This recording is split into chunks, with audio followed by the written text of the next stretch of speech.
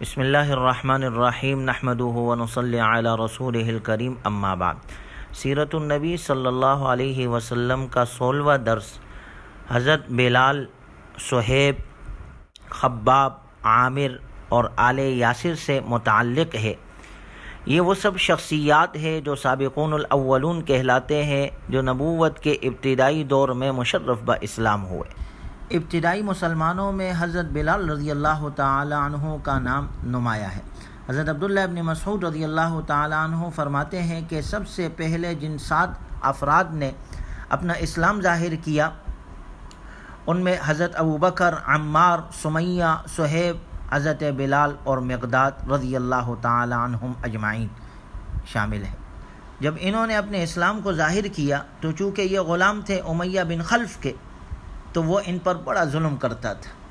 اور حضرت بلال کی مثالیں تو ضرب المثل ہے کہ اتنی تکلیفیں دی جاتی تھی، لیکن اس کے بعد باوجود بھی یہ احد اور احد کا نعرہ نہیں چھوڑتے تھے، یعنی اسلام کے لیے انہوں نے یہ ساری تکلیفیں برداشت کی۔ حضرت ابوبکر رضی اللہ تعالیٰ عنہ نے جب یہ تکالیف دیکھی تو انہوں نے امیہ بن خلف سے ان کو خرید کر آزاد کر دیا۔ حضرت بلال رضی اللہ تعالیٰ عنہ کو یہ شان حاصل ہے کہ جب اذان کی ابتدا ہوئی تو جناب رسول اللہ صلی اللہ علیہ وسلم نے حضرت بلال کو مسجد نبوی کا پہلا مؤذن مقرر فرمایا۔ اسی طرح فتح مکہ کے موقع پر کعبۃ اللہ میں حضور صلی اللہ علیہ وسلم کے ساتھ نماز پڑھنے اور پھر کعبۃ اللہ کے اوپر چڑھ کر اذان دینے کا شرف بھی انہیں حاصل ہو۔ اسی طرح فتح مکہ کے موقع پر بیت اللہ کی چھت پر اسلام کا پرچم لہرانے والے حضرت بلال ہے، یہ شرف بھی اللہ نے ان کو عطا کیا۔ جناب رسول اللہ صلی اللہ علیہ وسلم کو اللہ نے معراج کرائی، تو جب آپ صلی اللہ علیہ وسلم معراج سے واپس آئے تو آپ نے حضرت بلال سے کہا، بلال کیا عمل کرتے ہو؟ میں نے معراج میں آسمانوں پر اپنے سے آگے تمہارے چلنے کی آواز سنی، یعنی کیا شان ہے۔ حضرت بلال نے کہا، اللہ کے رسول باقی تو کوئی عمل نہیں، جب بھی وضو ٹوٹتا ہے فوراً وضو کرتا ہوں اور تحیۃ الوضو کر لیتا ہوں، یہ عمل تھا حضرت بلال کا۔ تو یہ حضرت بلال رضی اللہ تعالیٰ عنہ کی زندگی سے ہمیں سبق ملتا ہے کہ ان کے زندگی میں جب انہوں نے اپنی زندگی اللہ کے دین کے لیے وقف کی اور اللہ کے دین کے لیے قربانیاں دی، تو وہ احد احد کہنے والے وہ مدینۃ المنورہ کے مؤذن بنے، زندگی بھر اللہ اکبر کی صدائیں لگانے والے بن گئے، وہی جنت میں چلنے والے بن گئے، وہی دنیا کے لیے ضرب المثل بن گئے۔ آج ہم بھی ان کی زندگی سے سبق لینے والے ہو کہ اللہ نے اسلام کے بدولت حضرت بلال کو کتنا بڑا مقام عطا کیا،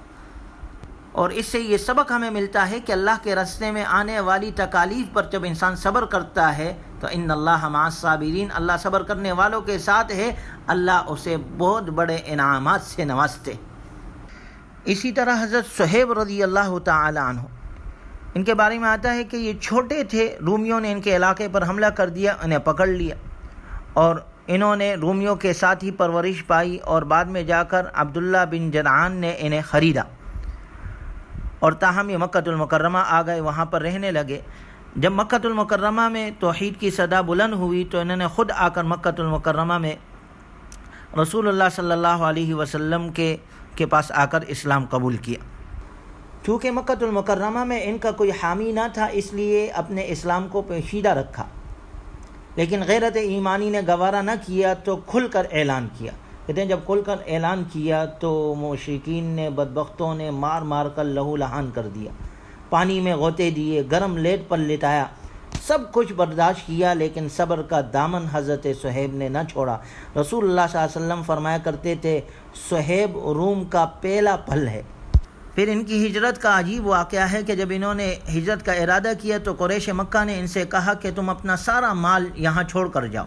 تو ہجرت کر سکتے ہو، ورنہ نہیں۔ حضرت صہیب نے کہا، ٹھیک ہے، اگر مال چاہتے ہو مجھے منظور ہے۔ دنیا پر لات ماری، سارا مال چھوڑ دیا، ہجرت فرمائی۔ جب مدینہ المنورہ پہنچے، آپ صلی اللہ علیہ وسلم کے خدمت میں حاضر ہوئے تو اللہ نے وحی کے ذریعے سے آپ کو بتلا دیا تھا۔ آپ صلی اللہ علیہ وسلم نے فرمایا، ربح صہیب،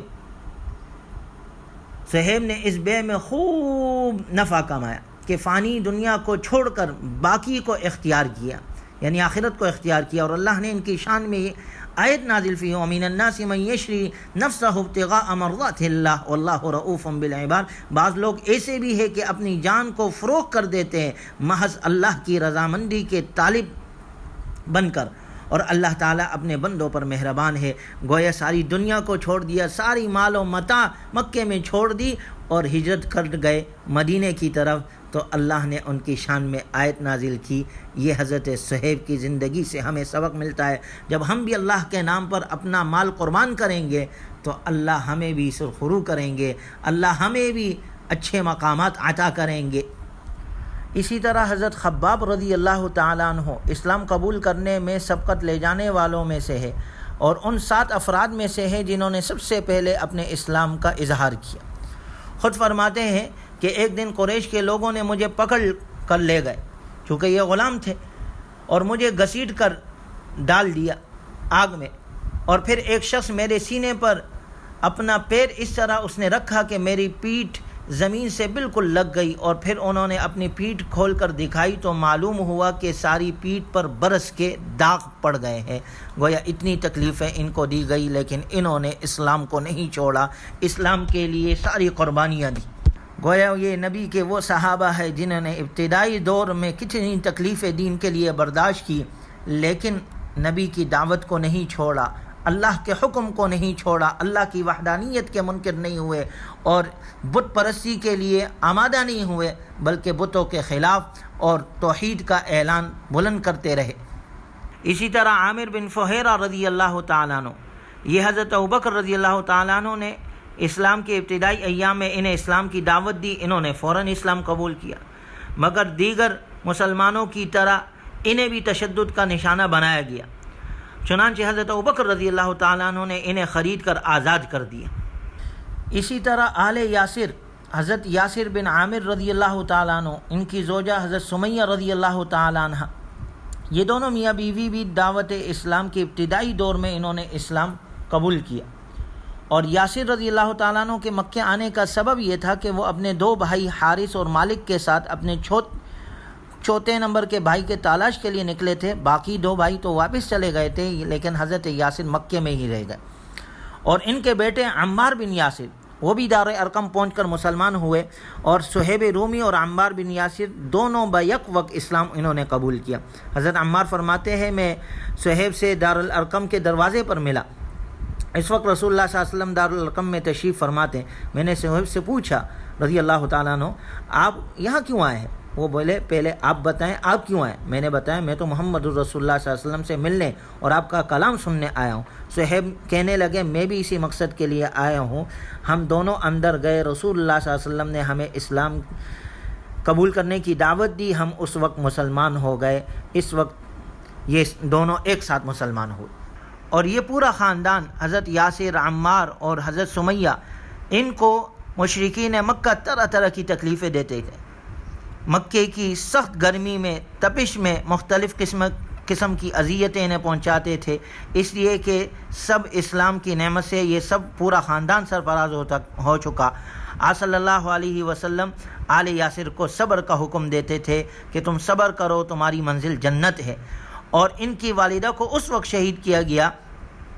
کہ جب اس حالت میں کہ وہ اسلام کے سوا ہر چیز کا انکار کر رہی تھی، تو کہتے ہیں کہ ابو جہل نے برچہ مارا اور انہیں شہید کیا، اور اسلام کی سب سے پہلے شہید خاتون سمیہ ہے۔ یہ بھی اسلام کی تاریخ ہے۔ آج عورتیں، لوگ کہتے ہیں نا عورتوں کو کیا مقام دیا ہے، تو ہم پہلے بھی پڑھ چکے ہیں۔ آپ صلی اللہ علیہ وسلم کی نبوت کی سب سے پہلے اقرار کرنے والی حضرت خدیجہ ہے، کیا مقام ہے۔ اسلام میں سب سے پہلے شہید ہونے والی خاتون حضرت سمیہ ہے، کیا مقام اللہ نے عورتوں کو اسلام میں عطا کیا ہے، بشرطے کہ ہم اسلام کو پڑھنے والے۔ تو گویا ان واقعات سے اور ان اساتذہ کے مشرف با اسلام ہونے سے ہمیں یہ سبق ملتا ہے کہ یہ وہ سابقون الاولون کا وہ طبقہ تھا جنہوں نے ہر طرح کی تکلیفیں برداشت کی، اپنی جان کا نذرانہ پیش کیا، جس طرح حضرت سمیہ شہید ہو گئی لیکن دین حق کو نہیں چھوڑا، اپنے مال کا نذرانہ سارا مال قربان کر دیا، جس طرح حضرت صہیب نے سب کچھ چھوڑ کر ہجرت کر دی لیکن دین حق کو نہیں چھوڑا، احد احد کہہ کر تکلیفیں حضرت بلال نے برداشت کی لیکن دین حق کو نہیں چھوڑا۔ اسی طرح حضرت خباب، حضرت صہیب، یہ ہمارے لیے مثالیں ہیں کہ اللہ کے راستے میں اگر تکلیفیں آ رہی ہے اس کو برداشت کرو تو اللہ مقام اتنا اونچا عطا کرے گا، رہتی دنیا تک تمہارا نام باقی رہے گا۔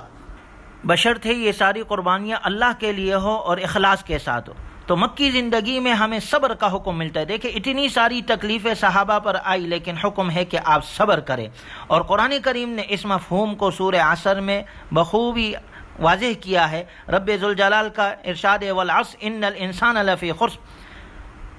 قسم ہے زمانے کی سارے انسان خسارے میں سوائے ان لوگوں کے جن میں 4 کام پائے جاتے ہو، الا الذین آمنوا، جو ایمان لائے، وعملوا الصالحات، نیک عمل کیے، پہلے ایمان کی حفاظت پھر نیک اعمال کرو، وتواصوا بالحق وتواصوا بالصبر، ایک دوسرے کو حق کی وصیت کرو اور ایک دوسرے کو صبر کی وصیت اور نصیحت تلقین کرو۔ گویا حق پر قائم رہو اور صبر کو اپناتے رہو، اللہ تمہارے لیے کامیابی کے دروازے کھول دے گا۔ اللہ تعالی ہمیں نبی صلی اللہ علیہ وسلم کی تعلیمات پر عمل کی توفیق نصیب فرمائے۔ وآخر دعوانا ان الحمد للہ رب العالمین۔